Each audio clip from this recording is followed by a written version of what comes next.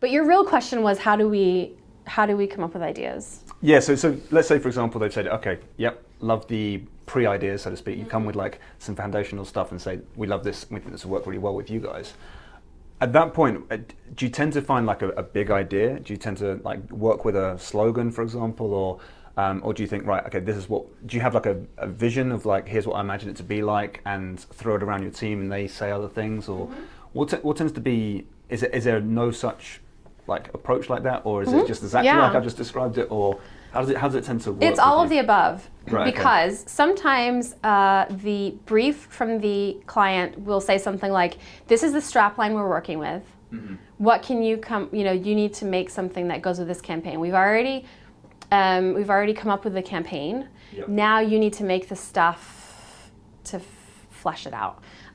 So one time we did this, it was a competition piece, but it was for Volvic juice, and their thing was little everyday wins.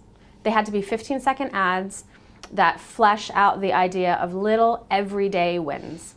Okay. And so one we did was succeeding at parallel parking.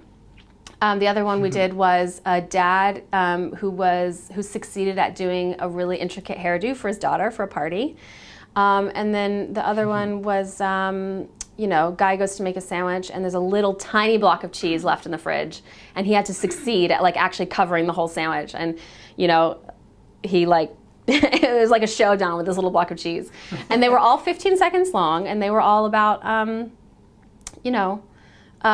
little everyday wins. So the client made it easy for us because they said, these are the parameters that we're working within, this is the concept, run with that. Sometimes it's like, this is the product that we're advertising, go. So sometimes we'll make ourselves a strapline. Yep. And sometimes the strapline will actually be part of the ad, the idea, but sometimes it will just be like an undergirding kind of foundation that gives us something to work with. Sometimes I'll take the brief and make a new brief for our team that is a little bit more like, now this is our tailored version of this brief with a little bit of a direction. Sometimes we will take stories that we already have in our mind, and I have a couple stories that I've heard from people in the past in my head, and I think someday one of these will be perfect for a brand. So you kind of have them in the drawer, so to speak, and like ready to come out. And sometimes I'll open the drawer in my mind and go, does one of these fit that kind of like, is there a way that we can tell this little story and like slingshot it back around to be relevant for that brand or that product or whatever? Lots of different ways to do it, but in the end, no matter what avenue we take, there has to be an element of the team sitting down. Sometimes the team is just two of us. Sometimes it's just me.